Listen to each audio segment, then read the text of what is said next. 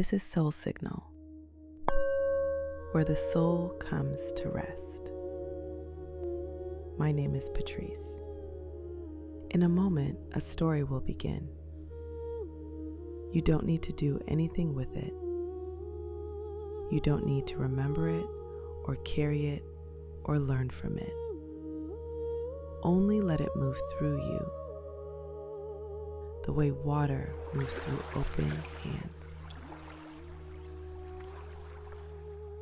If you've done everything right and it still doesn't feel like yours, tonight we sit with that. There is nothing wrong with you. There is something more waiting. Before the island, the breath. Place both hands on your belly, divine soul. Feel the warmth there. Not the warmth of the life you built. Not the warmth of the competent, the reliable, the one who handles things. The warmth underneath all of that. The one that was there before you learned what you needed to be to make things work. The one that has been waiting, quietly, in all the years of the building, for you to remember it is still there. Let your shoulders fall. The life you built will still be there in the morning. The responsibilities will still be there. The things that depend on you will still depend on you. Tonight is not about abandoning any of it. Tonight is about going deeper than it. Down to the place where what you actually want has been living since before you had permission to name it. 3 rounds. Slow. The island is out there. The fire is already lit. The hawk is already circling. Round 1. Inhale through your nose for 4 counts.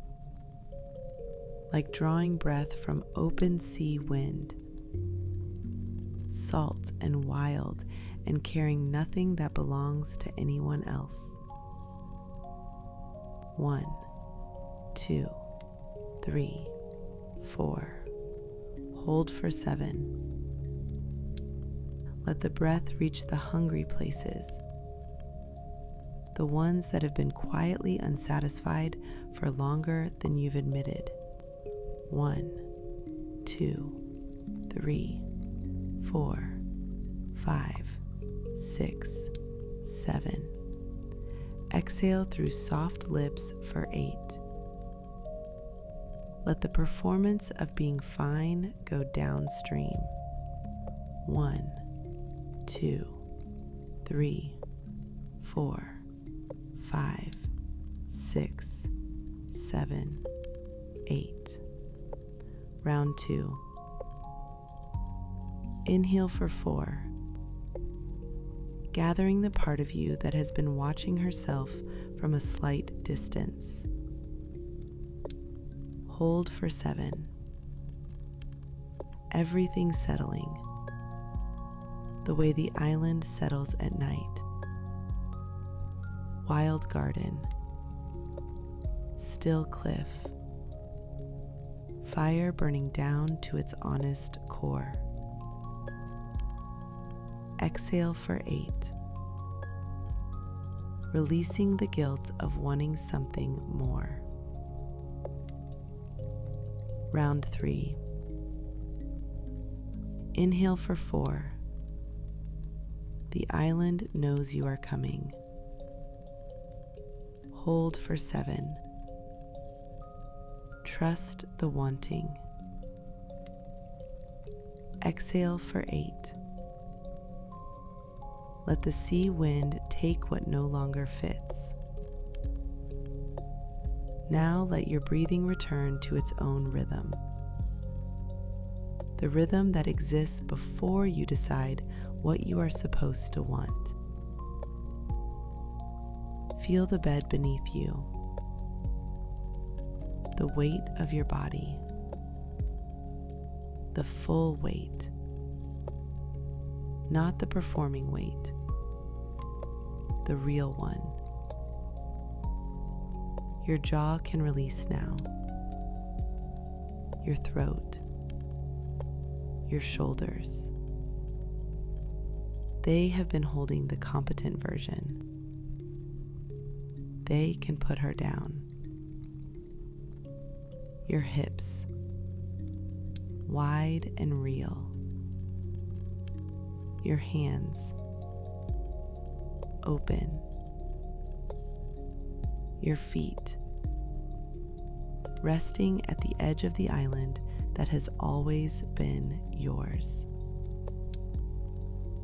If it feels right, let these words move through you the way sea wind moves through a wild garden. Not tidying, not arranging, just moving through and leaving everything more itself. Sacred hunger, God of the more. Spirit who placed desire in me before I learned to call it ungrateful. Remind me tonight that wanting is not the same as complaining.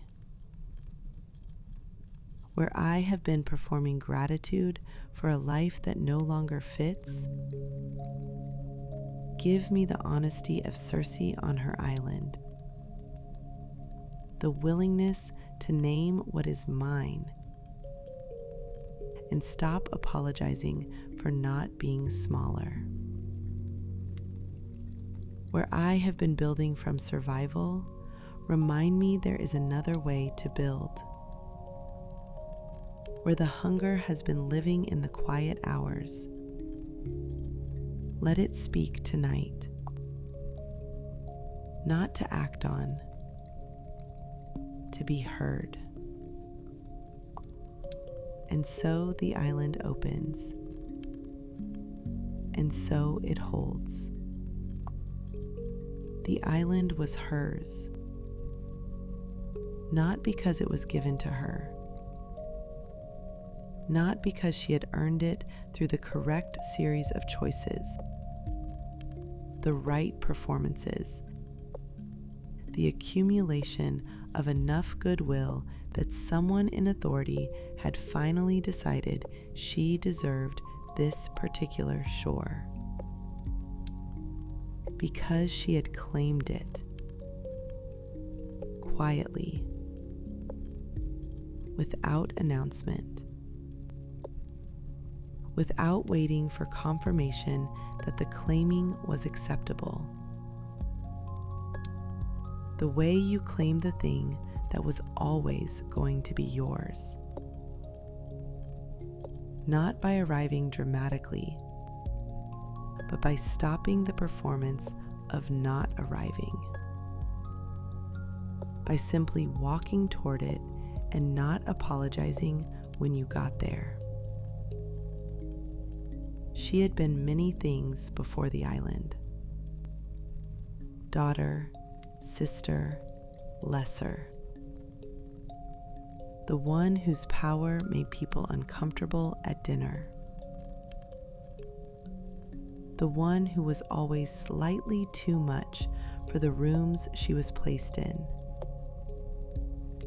Too powerful. Too strange.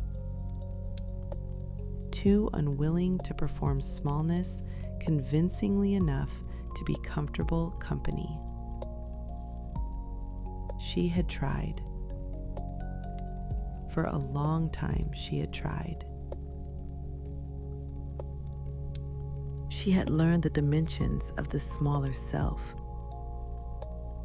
How much of herself to put forward. How much to hold back. Which parts to make visible. and which parts to keep in the rooms nobody entered. She had gotten quite good at it. That was the thing nobody told you about performing smallness. You could get good at it.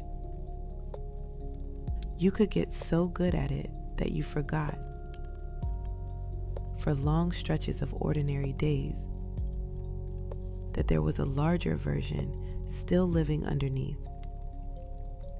waiting with the patience of something that knows it cannot be permanently suppressed, only temporarily arranged.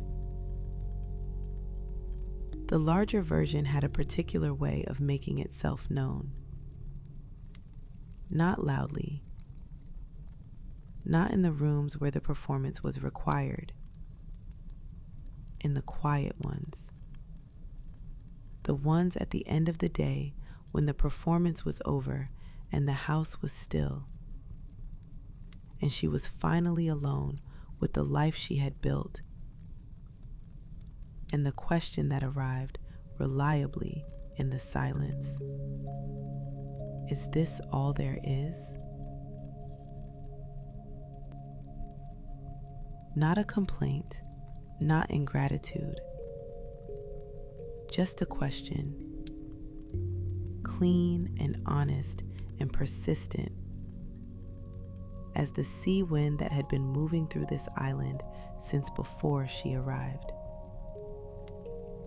She had spent years being afraid of that question, afraid of what it meant about her that the life she had been given, the life that was, by visible measure, more than most, still left the question unanswered. She had tried filling the question: more responsibility, more competence, more proof that she was worth the space she was taking up, more performance of the gratitude she was supposed to feel, and sometimes did feel, and sometimes had to manufacture in the rooms where it was required. None of it answered the question. The question simply waited, patient and clear, and completely uninterested in any answer that was not true. You have been at that table, divine soul, the table of the life that almost fits, the life that is good by visible measure, the life that other people would be grateful for, the life you built with real effort toward real goals that were the right goals for then. And the quiet thing you have been not saying, the thing that arrives on Sunday evenings, on long drives, in the shower when there's nowhere to be, is that the table is slightly too small. Not because something is wrong with you, not because you are ungrateful, not because the life is bad, because you have been growing and the table has not grown with you. And you have spent a significant amount of energy trying not to notice that, trying to sit more carefully at the table, trying to take up less space, trying to make the life that almost fits feel like it fits completely by adjusting yourself rather than acknowledging that the adjustment is no longer working. That is not a character flaw. That is what happens when a woman has been told in one way or another for long enough that her hunger is the problem rather than the insufficient container. One morning, she had stood up from the table, not dramatically, not with a speech, She had simply stood up from the table of a life that had never quite fit and walked toward the shore and kept walking until she found the island that was large enough for what she actually was.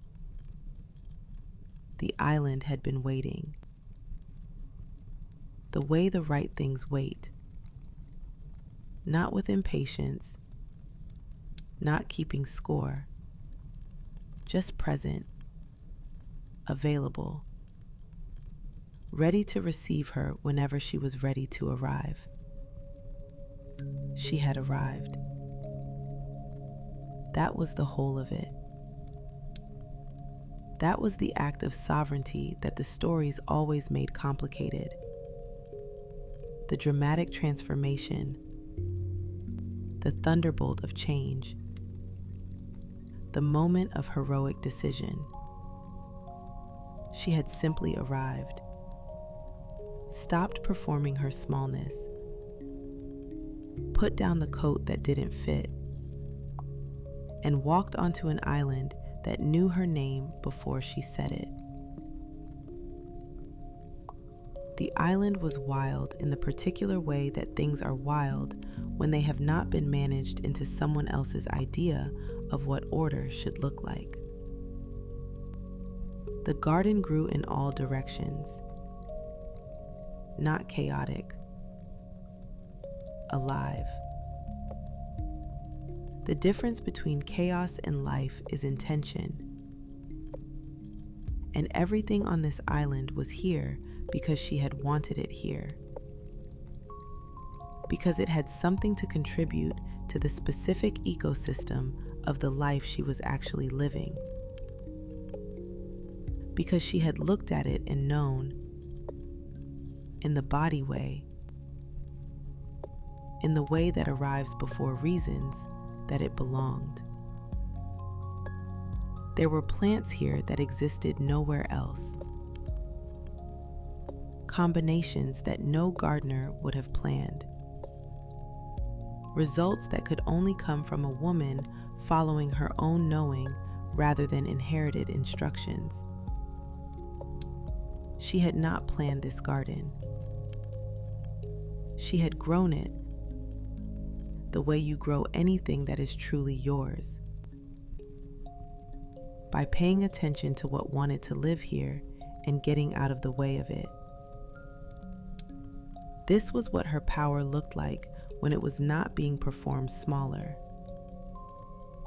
Original, specific, irreducibly hers. Not impressive, not for display, just exactly right. The specific rightness of a woman inhabiting the exact size of herself. The moon was still low on the western horizon when she began her morning work. A thin crescent, barely visible against the brightening sky. She had learned to look for it every morning. Not for any practical reason, just because it reminded her of the things that continue, regardless of whether you are watching. The moon did not need her attention to complete its arc. The island did not need her gratitude to hold its ground. The garden did not need her performance to keep growing. All of it simply was, doing what it was built to do, being what it was. She was learning to live that way, simply being what she was, without the running commentary, without the performance review she had been conducting on herself since before she could remember. It was slower work than she had expected, harder in some ways. The habit of smallness was a well-worn groove. It had been walked for years. The new way required attention, not because it was unnatural, but because the old way had been practiced so long, it had started to feel like nature. It wasn't nature. It was habit. And habits could be walked differently. The hawk was above her. It was always above her when she worked. She had not summoned it. It had been on this island before she arrived. It had been circling above this particular acre of cliff and garden and dark forest edge since before she was born. As if the island had always known that a woman like her was coming and had posted a witness to be ready. Its wing feathers caught the sun. Gold. Not yellow. Gold. The specific gold of her father's light. The sun gold that she had inherited, along with everything else that had made her too much for ordinary rooms. It circled once, slowly, the way things circle when they are marking something worth marking. Not to claim, to acknowledge. This is here. This matters. This is worth the circling. The cauldron was old, older than the island. It had been there when she arrived, left by someone whose name she had never learned, who had stood at this same fire and worked with this same vessel and left it behind the way makers leave things behind when they have finished with them. Not because they are broken, but because the work is done and the vessel belongs to whoever comes next. She had come next. She had been coming next for a very long time. The cauldron was blackened from years of fire. Not dirty. Seasoned. The way things are seasoned when they have been used for what they were made for. Consistently. Over a long time. Without apology for the using. She ran her hand along the outside of it before she lit the fire each morning. A habit she had developed without deciding to. The way you develop the habits that are actually yours. Not by choosing them, but by noticing, one day, that your hands already know the motion. The metal was cool in the morning. It would be warm by midday, hot by afternoon. That progression, from cool to warm to hot, was one of the rhythms she had built her days around. Not because she needed the structure, because she had found on this island that the rhythms she chose for herself felt entirely different from the rhythms that had been assigned to her. Both were rhythms, but only one of them felt like breathing. She had not always known the difference. For years, she had moved through assigned rhythms, the schedules of other people's needs, the calendars of other people's urgencies, the particular texture of a day organized entirely around what was required of her. She had been good at it. She had been excellent at it. She had shown up on time, done the thing expected, produced the result required, and returned home at the end of the day with the particular tiredness of a woman who has been fully competent and entirely invisible in the same motion. Not invisible to the world, visible to the world, invisible to herself. That was the thing she had not had language for until the island gave it to her. The specific way you can be seen everywhere and still not be witnessed. The specific way you can do everything right and still feel like you are watching yourself from a slight distance, waiting for the version of your life that actually fits to begin. You know this, divine soul. The watching from a distance feeling. The competent, reliable, handling it version of yourself, moving through the day while something underneath watches and waits, and occasionally in the quiet hours asks, when does my part begin? Not the part that handles things, the part that wants things. Not the performing self, the one underneath. The one that has been waiting with remarkable patience for the day when there is finally space for what she actually desires. That question is not selfishness. That is not ingratitude. That is the island calling. Everything she had learned to do, every transformation, every new thing made from old things, every discovery that something could become something else entirely if you applied the right heat and the right intention and the willingness to wait for it to be ready, had started here,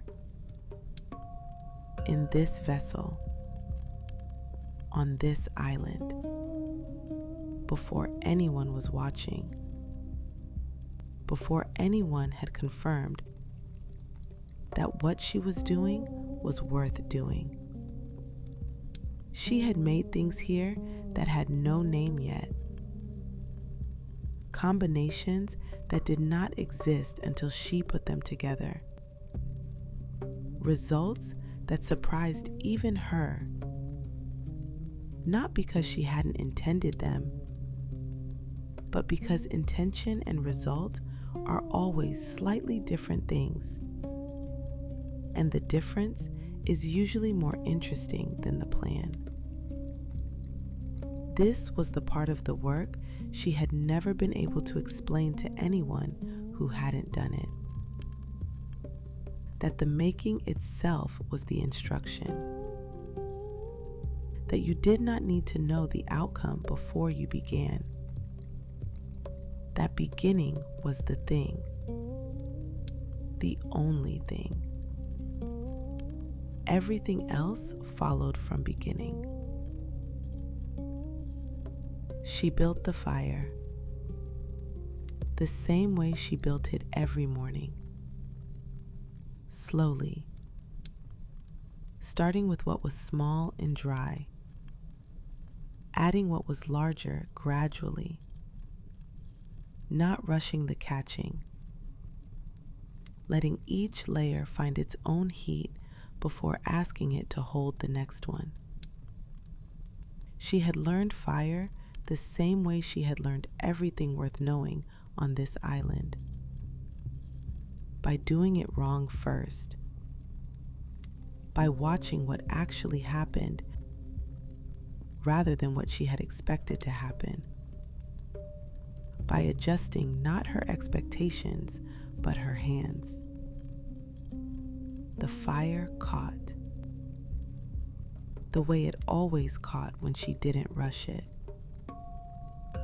She set the cauldron above it and stood back and waited. She had been thinking about waiting lately. Not the anxious waiting, the kind she had done for years in the life before the island. The waiting that was really a form of bracing, a holding of the breath between one required thing and the next. That kind of waiting had been exhausting. It had not been rest. It had been suspension. The body paused, but the mind still running, still cataloging, still preparing for what came next, so that when it came, she would not be caught off guard, would not be seen to not know what to do, would not give anyone reason to question whether she was capable of handling what she had taken on. That was not waiting. That was vigilance dressed as patience. This was different. Standing back from the cauldron, watching the fire find its work, she was not bracing for anything. She was simply present, here. In this moment, on this island, with this fire doing what fire does, without requiring her guidance. She had not known before the island that there was a kind of waiting that was not vigilance, that rest was not the absence of work, but the presence of trust. Trust that the fire would catch, that the thing in the cauldron would transform, that the work she had begun would complete itself if she gave it the right conditions and then stepped back and let it be. She was learning to step back, not from the work, never from the work. The work was hers and she wanted it,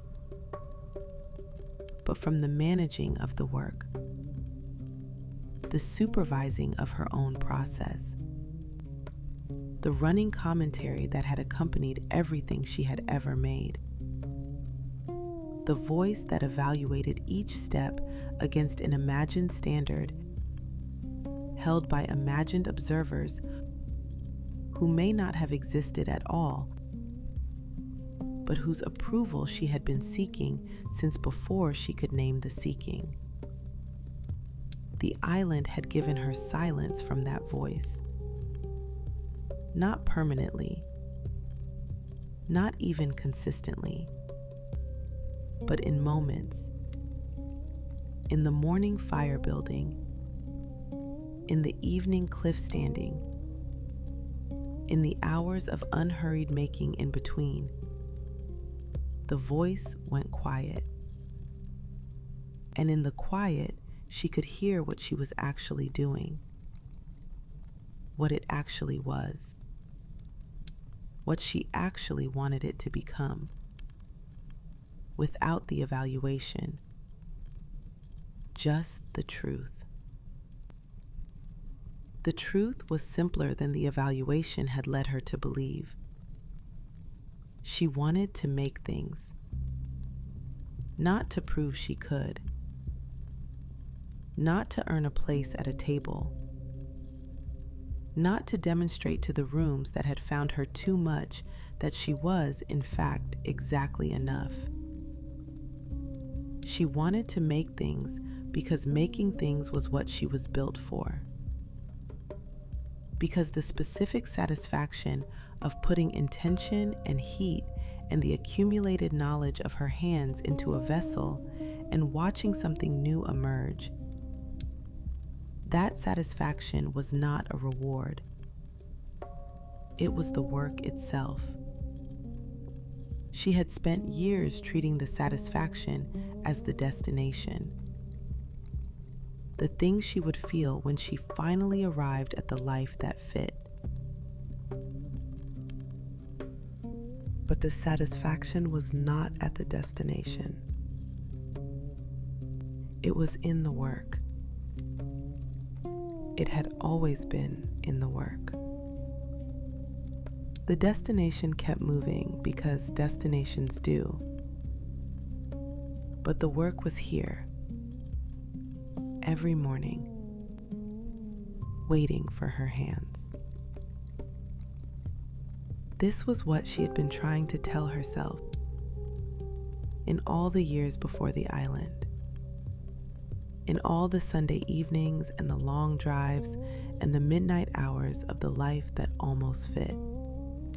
Not that the life was wrong. The life had been real. Real things in it. Real love in it. Real work in it. Real moments of the satisfaction she was always moving toward. But the frame had been wrong. She had been building towards something external, toward approval, toward arrival, toward the moment when someone or something outside herself confirmed that she had done enough, been enough, deserved enough to finally rest in the life she had actually wanted. That confirmation was never coming. Not because she was unworthy of it, because the confirmation could not come from outside. The only confirmation that meant anything was the one she gave herself, standing at her own fire, on her own island, with her own hands on her own cauldron, doing her own work, for no reason except that it was hers to do, and she wanted to do it. That was the island. That was the whole of it.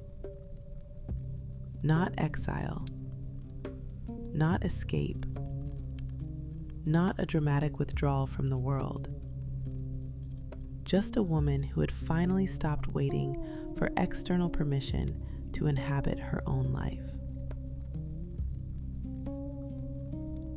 You have a cauldron, divine soul. Not literally, but the accumulated knowledge of everything you have transformed.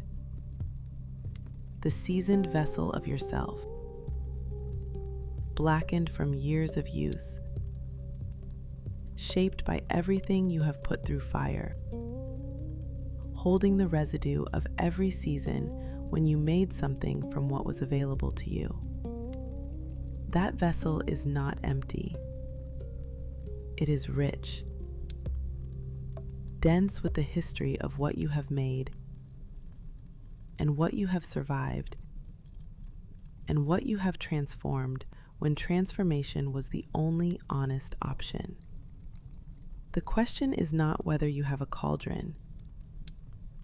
The question is what you put in it now. Not from survival, from desire, not from what is required, from what is wanted, not from the life that almost fits, from the one that is actually yours. The guilt voice came.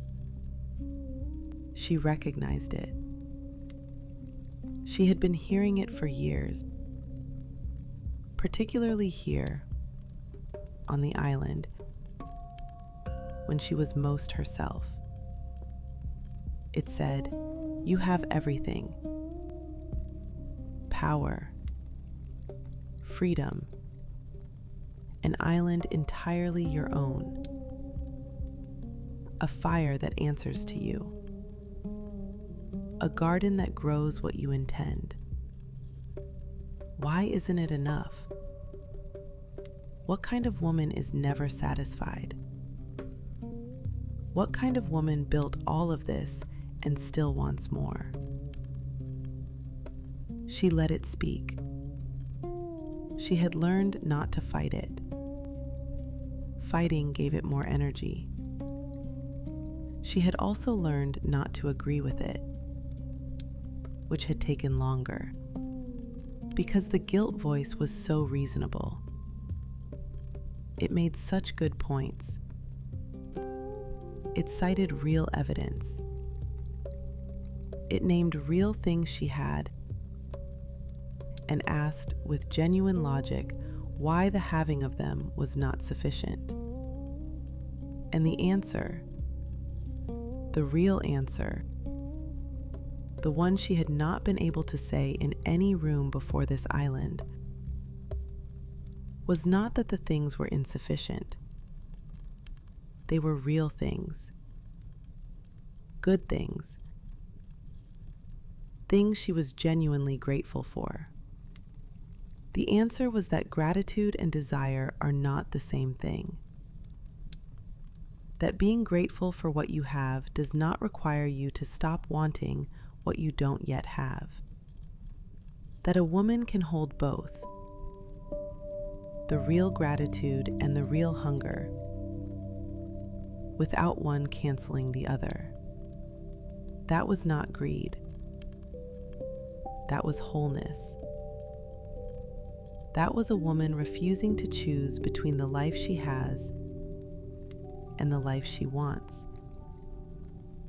insisting instead on the radical possibility that she is allowed to have both.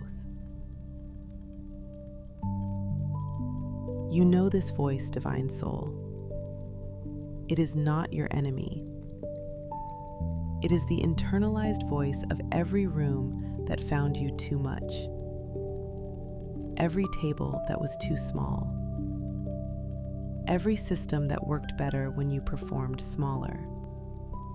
It is the voice that learned from long experience that wanting is dangerous, that desire leads to disappointment, that the safest thing is to make yourself comfortable in the life you have built and stop looking at what it doesn't hold.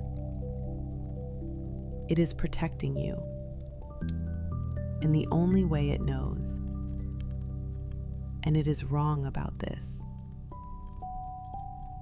She stirred the cauldron, not because there was something in it yet, because the act of stirring was the act of intention, of saying, I am here, I am working,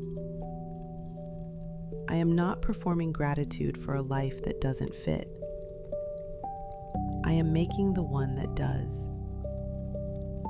Even tonight, even without a finished plan,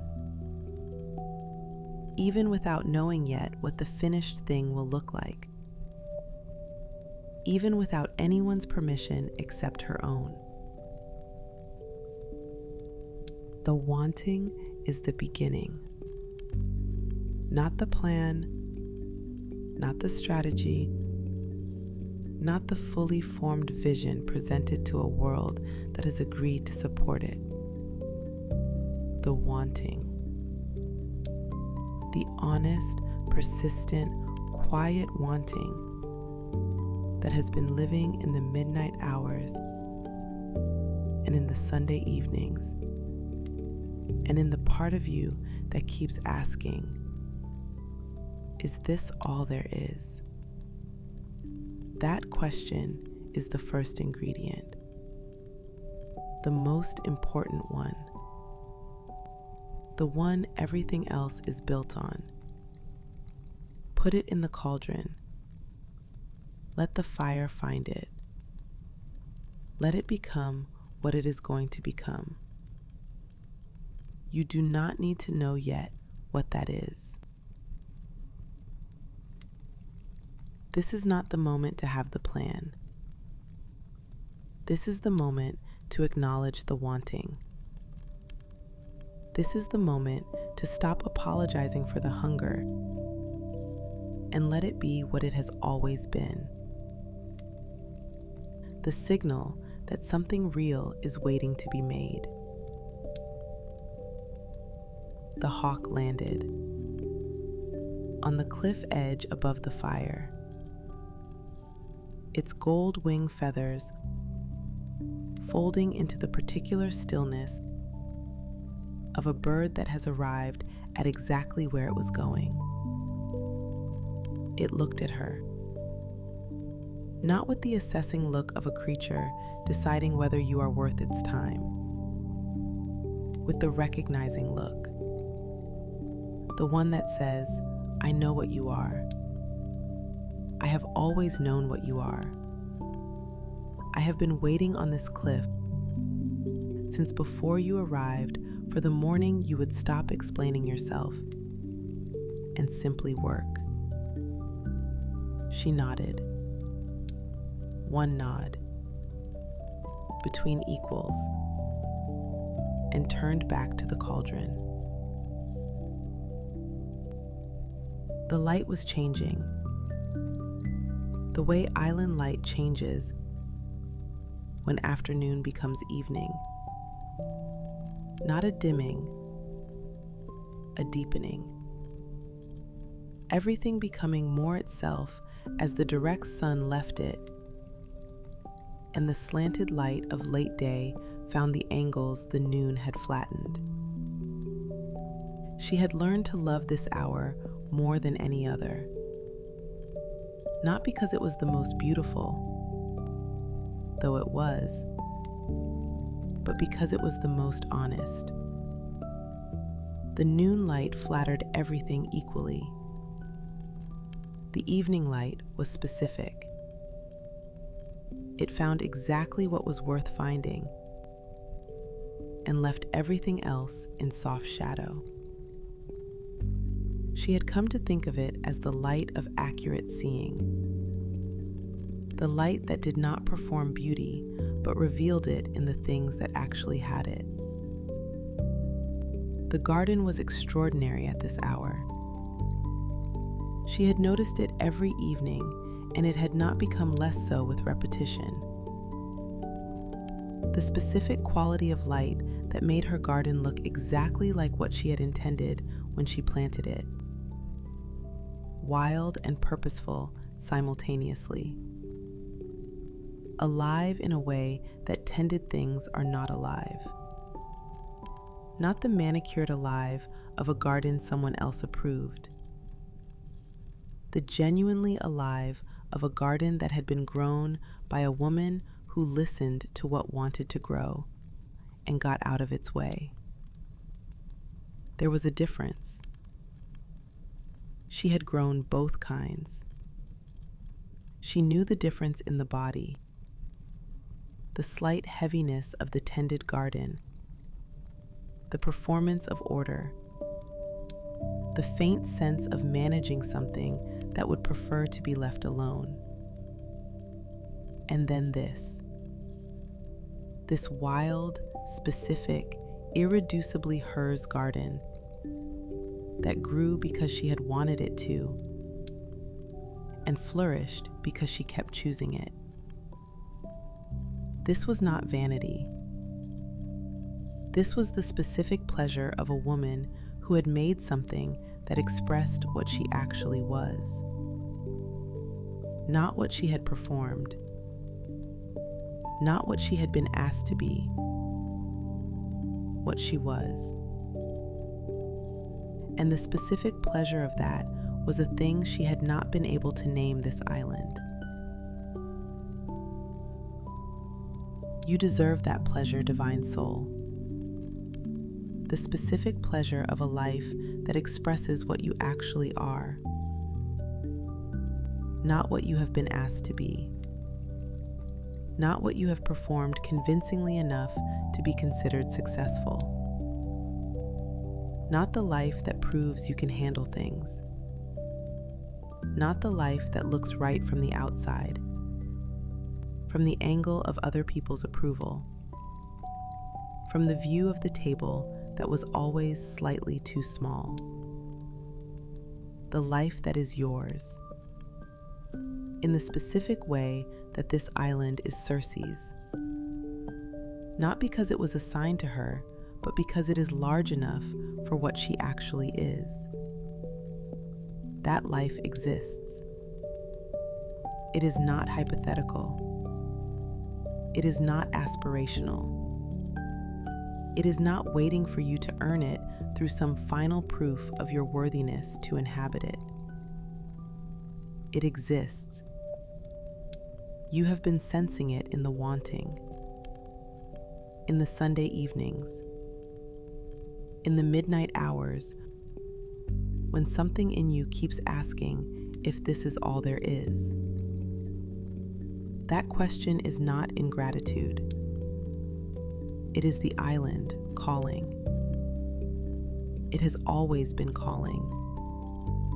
You are only now beginning to hear it, without immediately talking yourself out of what you heard. She walked to the cliff edge as the fire settled behind her. The sea was darkening now. The particular blue-black of deep water in the last light, the color that the sea becomes when it is no longer performing its daytime blue and is simply being what it actually is underneath. She stood at the edge and let the wind come. The sea wind did not ask her anything, did not require her to be prepared, did not check whether she was ready. It simply came, the way it had come every evening since the first evening she stood here, and touched her face and moved through her hair and carried on. She had stood at this cliff edge on evenings when she was certain, on evenings when she was not, on evenings when the wanting felt clear and clean and possible, on evenings when it felt like the most arrogant thing in the world, to want more, to believe there was more, to stand at this cliff edge, looking at a horizon and feel persistently that there was something on the other side of it that belonged to her. The wind had come on all of those evenings, without preference, without judgment, without requiring her to have it figured out before it arrived.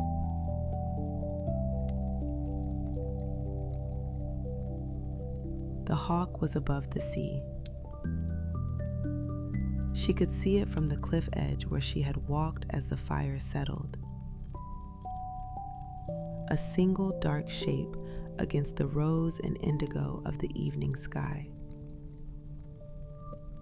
Not hunting, not moving toward anything, simply there, above the water, in the air that belonged to no one, and therefore to everyone willing to inhabit it. She had learned something from the hawk in the years on this island. It did not apologize for its altitude. It did not circle lower to make the creatures below it more comfortable with its presence. It flew at the height it was made to fly at, and the view from there was the view it was made to have. This was not arrogance. This was accuracy, the accurate inhabiting of the life it was built for. She was learning accuracy. That was the real work of the island. Not transformation, not becoming someone new, but the slow, patient work of becoming more precisely who she had always been. Removing the performances, one at a time.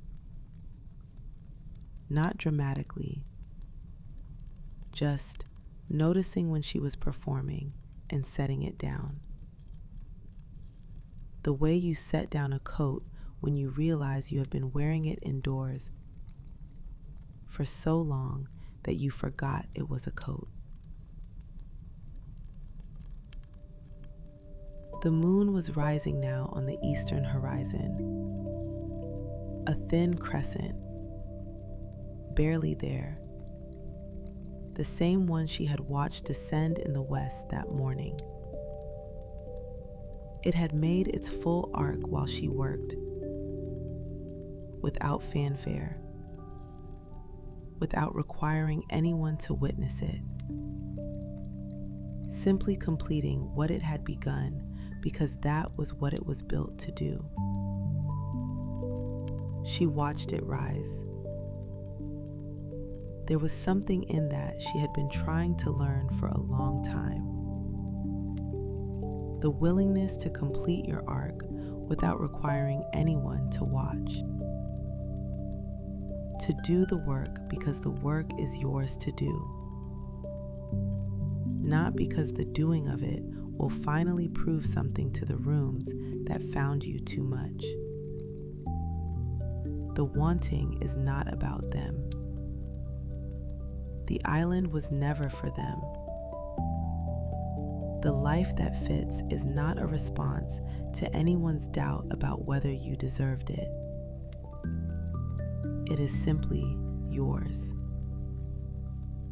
The way the arc is the moon's. The way the altitude is the hawk's. The way this island has always been hers.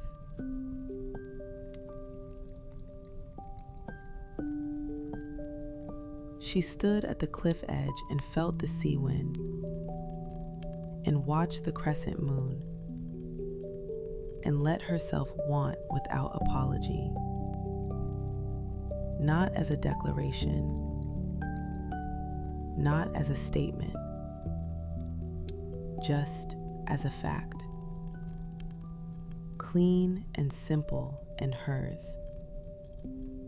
She wanted more. She had always wanted more. Not more than someone else. Not more than she deserved. Just more of the life that was actually hers. More of the work that came from desire instead of survival. More of the days that felt like this evening. Specific and honest and exactly the right size. That wanting was not a wound. That wanting was not a flaw. That wanting was the island, reminding her of what she had come here to claim. She stood at the cliff edge, the hawk above the sea, the fire behind her still burning, the cauldron cooling in the garden, the moon rising in the east, everything exactly where it belonged, including her, especially her.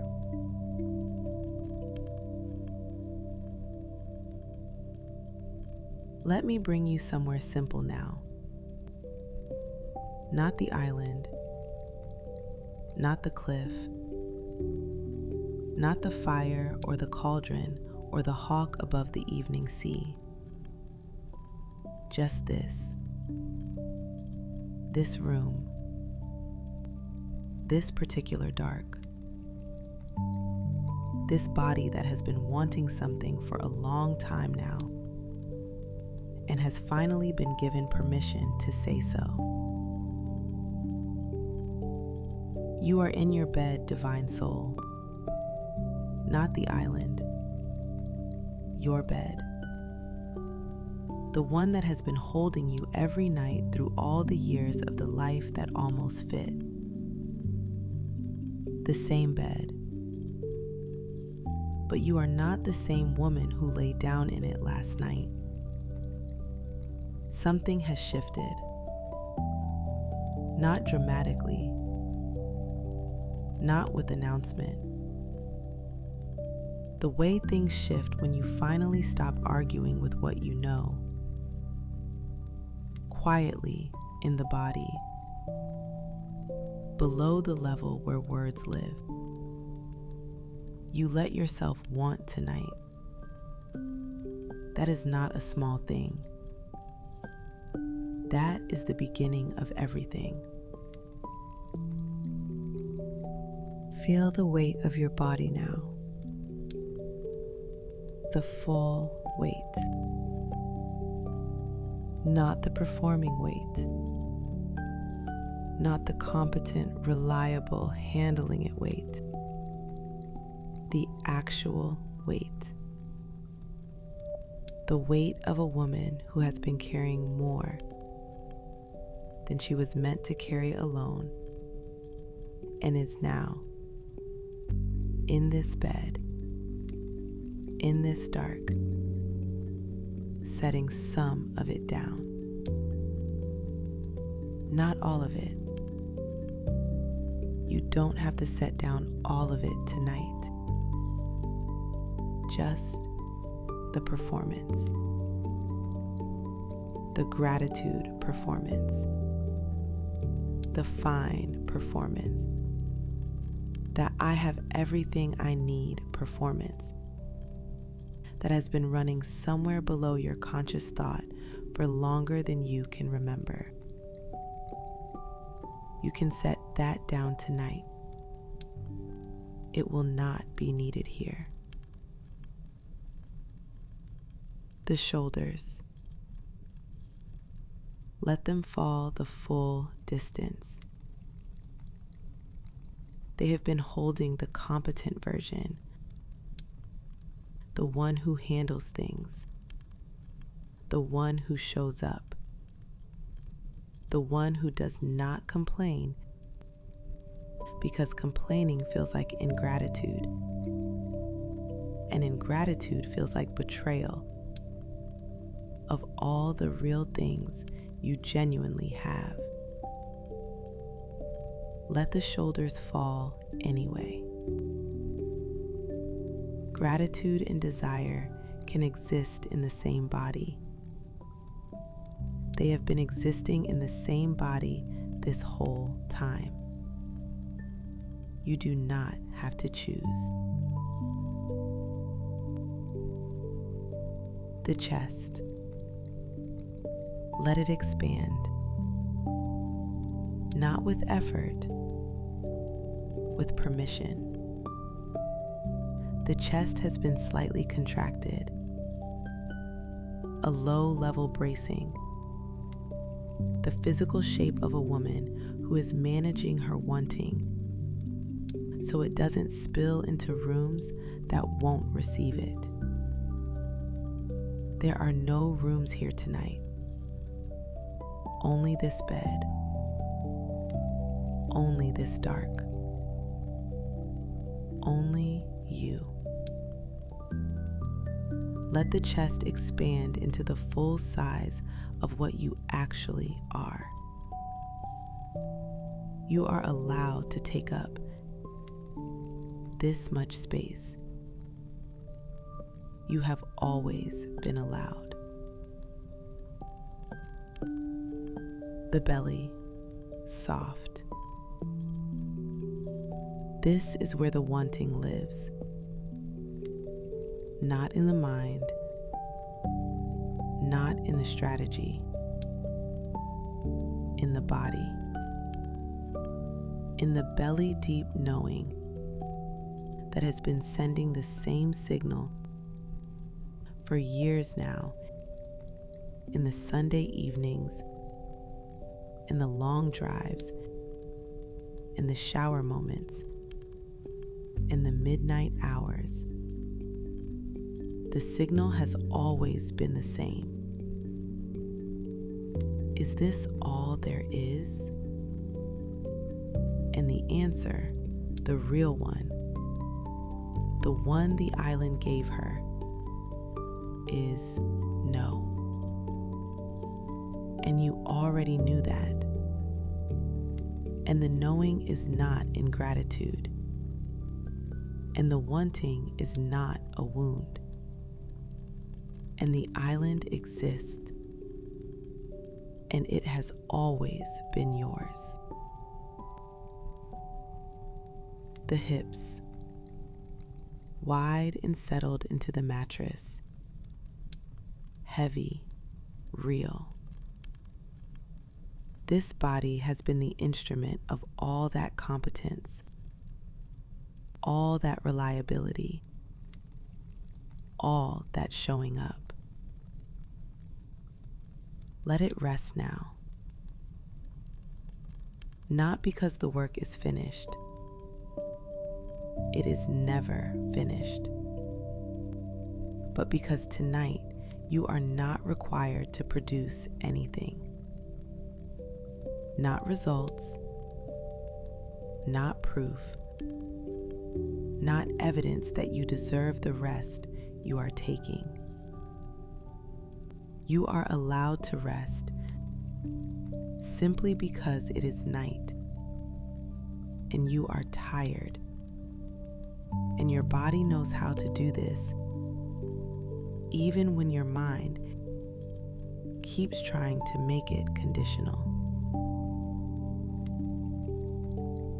The hands, open now, the Maker's hands. The hands that built the first life.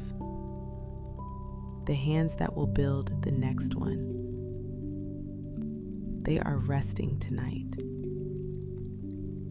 Open and warm, and holding nothing except the fact of themselves, their own capable warmth, their own quiet readiness, their own knowledge of what they are built for. The wanting does not need to be gripped tonight. It does not need to be held tightly to keep it from escaping. The real things do not escape. They wait, patient as island stone, present as sea wind, certain as the hawk, circling above the cliff since before she arrived. You can open your hands. The wanting will still be there in the morning. More clear maybe, more ready, more yours. The jaw, soft. The space behind the eyes, which have been reading and interpreting and tracking and managing since before breakfast. Let them close now, all the way, into the particular darkness behind closed eyes that is not empty but full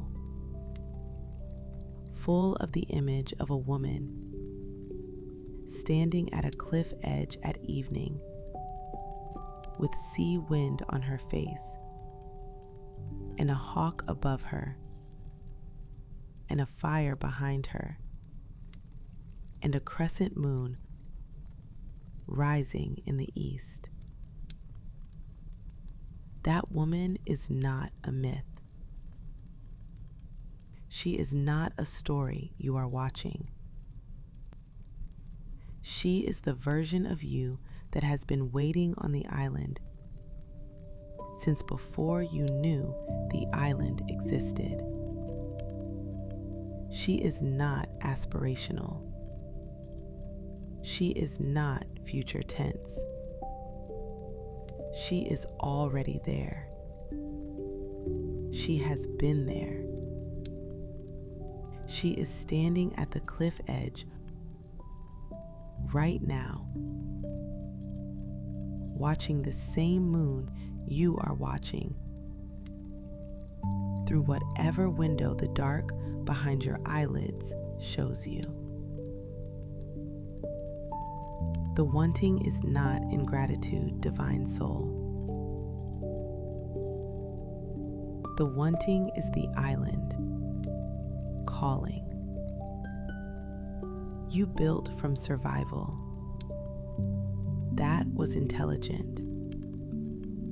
That was the right thing for then.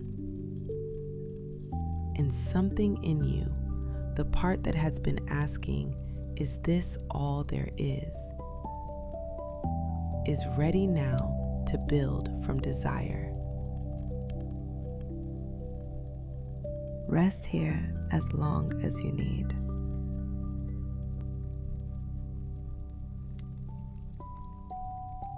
The story has done its work.